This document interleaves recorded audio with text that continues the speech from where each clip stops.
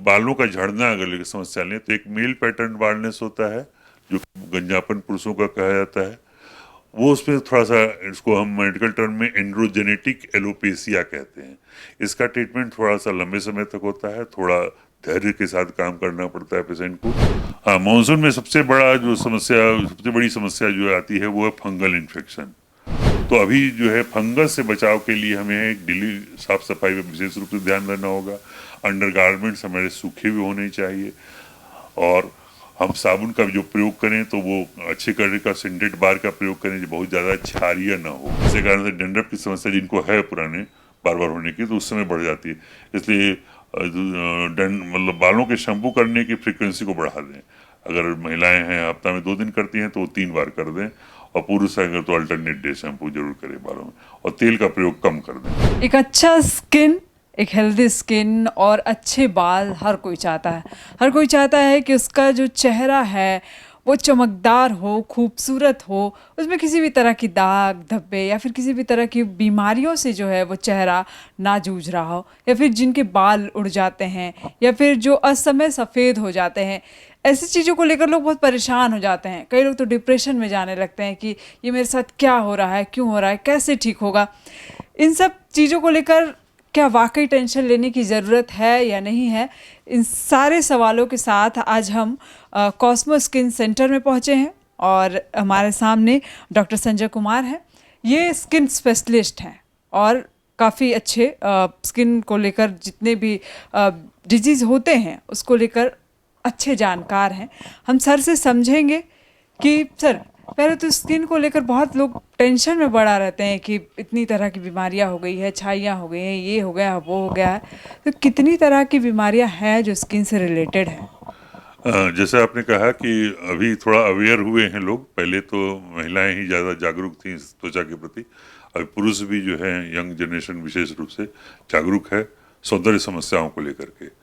तो इसको हम अगर 2 भागों में बांटें, एक तो जो क्लिनिकल चला रहा था हमारा फंगल इन्फेक्शन है, सोरियासिस है, जो संक्रामक रोग है, ये एलर्जी की एक्जिमा है, वो बीमारियां तो हैं ही जो कि परेशान करती हैं। इसके अलावा सौंदर्य समस्याओं में मुख्य रूप से जो मुहासे हैं या मुहासों से होने वाले दाग हैं, चेहरे पर छाइयाँ, मिलाजमा जिसको मेडिकल टर्म में बोलते हैं, आम भाषा में ब्लेमिसेस बोलते हैं, ये कॉमन बढ़ती जा रही हैं। तो इसके प्रति महिलाएं तो दिखाती थी, पहले आती थी, अब पुरुष भी जो है उसके प्रति जागरूक हो गए हैं और वो अपना इलाज कराने के लिए आना चाहते हैं। मतलब दो तरह की है, एक सौंदर्य हो गया, एक क्लिनिकल। एक क्लिनिकल प्रॉब्लम होगी। क्लिनिकल प्रॉब्लम में संक्रामक जैसे रोग है, जैसे फंगस का संक्रमण होना, रिंगवर्म का संक्रमण होना, एक्जिमा, सोरियासिस इत्यादि जो बीमारियां हैं, वो तो बहुत पूर्व से चली आ रही है। उसका तो ट्रीटमेंट कराना ही होता है क्योंकि पेशेंट को परेशानी होती है, इचिंग होती है, खुजली होती है, जलन होती है। एक वायरल इन्फेक्शन भी होता है, हर्पीज जोस्टर, जो बिल्कुल चिकन पॉक्स जैसा होता है, अचानक उसमें फफोले जैसे हो जाते हैं शरीर के भाग में। उसका भी कैटेगरी है herpes zoster, herpes simplex, herpes labialis. तो सिम्प्लेक्स और लेबियालिस जो बहुत माइनर होता है, उसमें खास करके आईब्रो के स्थान में, लिप्स के कॉर्नर पर, यहाँ पे छोटे छोटे फफोले जैसे उग जाते हैं। 2-4 दिन में ट्रीटमेंट नहीं कराने से भी वो सबसाइड कर दे। कि हर्पीज जोस्टर जो है वो बहुत सीवियर पेन होता है इसमें। उसके एक साइड है, बॉडी के एक साइड में, या लेफ्ट होगा या राइट में, ट्रंकल एरिया में या पैर में, वो पूरे अचानक से एक दिन पहले ही बताएगा कि पूरा फफोला जैसा हो जाता है। पेशेंट ग्रामीण से अगर है तो वो बोलता है कि मकड़ा पेशाब कर दिया है, लोग बताते हैं इस ढंग के, मतलब भ्रम लेकर के। मिथ मिथ ऐसा है, वो कभी आज तक कोई देखा नहीं। तो वो हम लोग समझ जाते हैं ये सॉरी वायरल इन्फेक्शन है जिसका नाम है हर्पीज जोस्टर। इसमें सीवियर पेन होता है, बहुत ज़्यादा लहर होती है, जलन होती है। पेशेंट बोलता है कि बहुत अचानक शुरू में खुजली हुई और अभी बहुत ज़्यादा लहर है, हमको तुरंत आराम करने दीजिए। इसमें हम लोग एंटीवायरल टैबलेट देते हैं, लगाने के लिए क्रीम लोशन देते हैं, और कुछ उसमें खास तरह की दवाई दी जाती है जो कि सामान्य दर्द निवारक औषधि से अलग होती है। उस मिथाइकोबालामिन, प्रीगाबालिन, नॉर्टिप्टिलिन मिली हुई औषधि दी जाती है जिससे उनके आराम मिलता है। तो जितने आपने क्लिनिकल बताए, क्योंकि वो सीरियस होता है, उसमें इलाज संभव है। बिल्कुल। कुछ जैसे कि हमने कहा कि एक सोरियासिस बीमारी का हमने जैसी चर्चा की, तो वो एक ऑटो इम्यून डिसऑर्डर है। ऑटो इम्यून डिसऑर्डर से मतलब है कि कि उसमें जैसे कुछ और बीमारियां भी हैं, जैसे रूमेटॉइड अर्थराइटिस है। इसमें क्या होता है कि हमारा इम्यून सिस्टम ही जो है सप्रेस हो जाता है, वो डिस्टिंग्विश नहीं कर पाता। तो ये ऐसी बीमारी पूरी तरह से क्लिनिकल क्योर मेडिकल टर्म में नहीं कहा जा सकता, उसको कंट्रोल किया जा सकता है, अरेस्ट किया जा सकता है कि वो कुछ दिन तक के लिए नहीं काम करें, मतलब परेशान ना करें, लेकिन वो दोबारा नहीं होंगी ऐसा दावा नहीं किया जा सकता। तो उनका भी ट्रीटमेंट जो है हम लोग थोड़ा लंबे समय तक चलता है, लेकिन वो ठीक हो जाती है, पेशेंट को आराम मिल जाता है, दोबारा होने की संभावना रहती है बस। और एक आपने बताया सौंदर्य की तरफ, जो कि नॉर्मल मुहासे, छाइयाँ। हाँ, तो उसमें भी जैसे एक है, जैसे वो सौंदर्य समस्या में ही आएगा, लेकिन मैं ऑटोइम्यून डिसऑर्डर है, वो है सफेद दाग, तो आम भाषा में सफेद दाग बोलते हैं, मेडिकल टर्म में इसको ल्यूकोडर्मा या विटिलिगो बोलते हैं।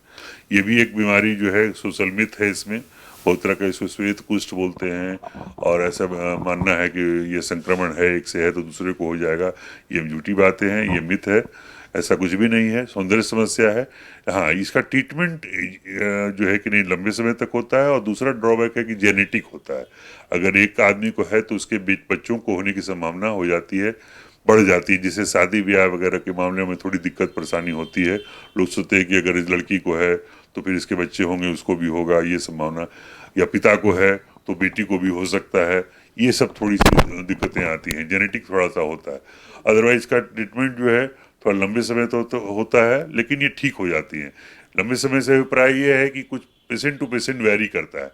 एक फार्मूला बना हुआ है कि जैसे कि भाई संक्रामक में कि ये बीमारी है तो ये हमने संक्रमण की दवा दी, एंटीबायोटिक दी, ये ठीक हो जाएगा। उसमें ऐसा कुछ नहीं कहा सकता। पर्सन टू पर्सन दवा को देने के बाद ही पता चलता है कैसा वो रिएक्ट कर रहा है। उसके आधार पर फिर हम उसको चुनाव करते हैं कि ये इसके लिए यही दवा मुफीद होगी, फिर उसी को लंबे समय तक चलाते हैं। उसमें मैक्सिमम हम कहेंगे परसेंटेज में, तो इसमें मेरे अनुभव में मोर देन 75% पेशेंट ठीक हो जाते हैं। सर, और कॉस्मो स्किन सेंटर के हाँ, बारे में कॉस्मो पता से चला जी। कि हेयर ट्रीटमेंट भी है यहाँ। तो बहुत सारे लोग परेशान हैं कि या तो गंजापन से परेशान हो जा रहे हैं, या असमय बाल सफ़ेद हो जा रहे हैं। इस पर क्या ट्रीटमेंट है और संभव है या जी, जैसे हमने कहा कि बालों का झड़ना अगर लेके समस्या लें तो एक मेल पैटर्न बाल्डनेस होता है, जो गंजापन पुरुषों का कहा जाता है। वो उसमें थोड़ा सा, इसको हम मेडिकल टर्म में एंड्रोजेनेटिक एलोपेसिया कहते हैं। इसका ट्रीटमेंट थोड़ा सा लंबे समय तक होता है, थोड़ा धैर्य के साथ काम करना पड़ता है पेशेंट को, दवा दे करके। लंबे समय से प्राय मतलब साल 2 साल से नहीं है, मैक्सिमम 6 महीना, 3 महीना से 6 महीना तक दवा दी जाती है। और एक होता है टेलोजन इफियम, जो कि नॉर्मल वे में आपको 25-50 बाल झड़ते ही हैं महिलाओं में, तो उसमें वही संख्या बढ़ जाती है। कभी प्रोलॉन्ग इलनेस के कारण कोई तरह की गंभीर बीमारी हो गई, मलेरिया हो गया, टाइफाइड हो गया, जिससे लेडीज में डिलीवरी हो गई, उसके बाद बाल झड़ने की समस्या बढ़ जाती है। तो वो कुछ दिन तक खाने पीने का अगर सही से दिया जाए, टॉनिक वगैरह, तो ठीक हो जाता है। कुछ में है कि वो प्रोलॉन्ग कर जाता है, होने के बाद ही नहीं झड़ना। तो उनका ट्रीटमेंट जो है कि नहीं, मुश्किल से 1.5-2 महीने में ही ट्रीटमेंट अगर हम देते हैं, लगाने के लिए सीरम देते हैं, शैम्पू देते हैं, खास खाने की दवाइयाँ देते हैं, तो वो ठीक हो जाते हैं। और जहाँ तक रहा असमय बालों का पकना, तो असमय से का हम बॉर्डर लाइन हम लोग मानते हैं, मेरा अपना अनुभव रहा है कि 30 साल से अगर उम्र कम है और उनके बाल पक रहे हैं तो उसका ट्रीटमेंट हो सकता है। लेकिन 30 साल से ऊपर है तो उसमें से रिजल्ट मिलने की संभावना बहुत कम होती है, इसलिए उसका हम लोग सलाह देते हैं कि अब हेयर कलर ही करें। 30 साल से कम उम्र है, लड़की है, लड़का है, 16 साल का, 15-18 साल का बाल पकड़े हैं, अचानक प्रीमेच्योर ग्रेइंग हो रहा है हेयर, तो उसमें हम लोग ट्रीटमेंट करते हैं, तो उसमें सफलता मिलती है।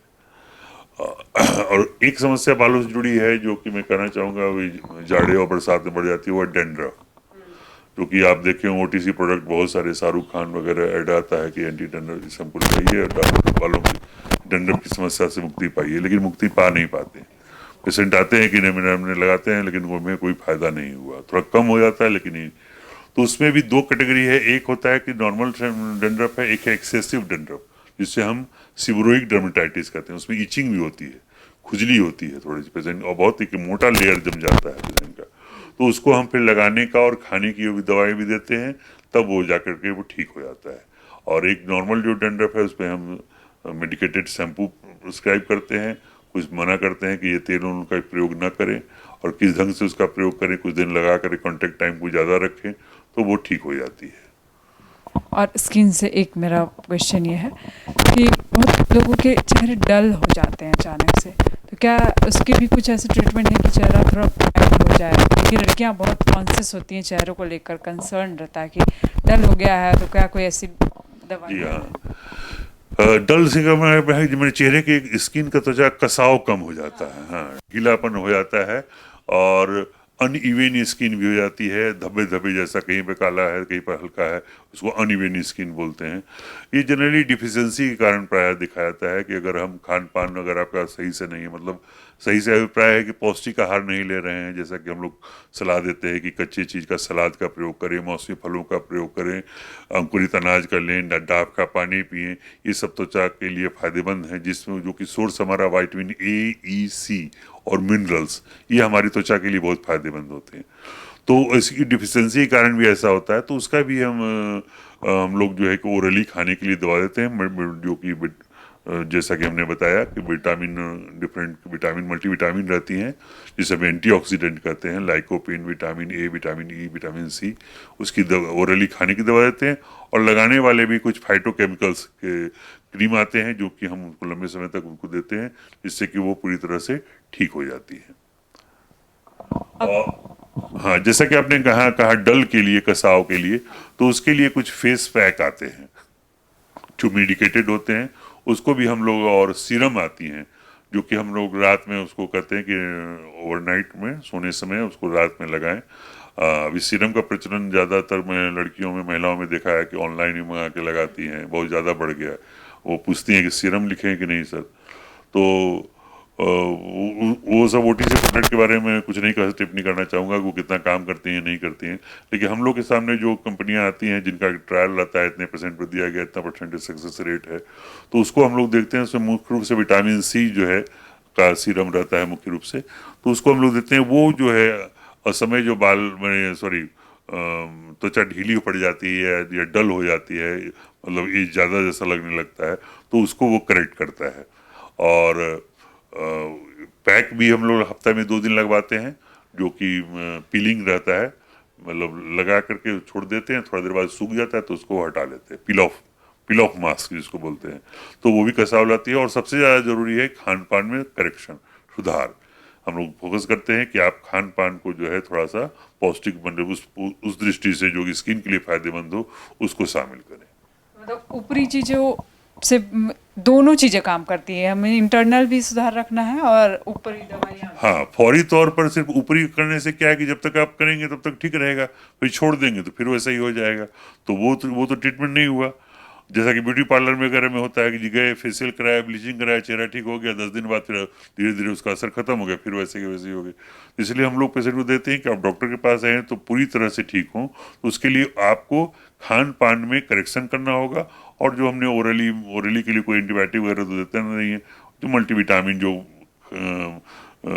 विटामिन जो कि विटामिन ए, ई, सी और मिनरल्स से रिलेटेड, जिसको एंटीऑक्सीडेंट हम लोग मुख्य रूप से कहते हैं, उसका प्रयोग कराते हैं, जिससे कि आप सही हो। और तब तक जब तक वो 1 महीने खा के उसको बंद कर देते हैं, उसके बाद खान पान में ही कहते हैं सुधार रखिए ताकि उसका आपको पूर्ति मिलती रहे।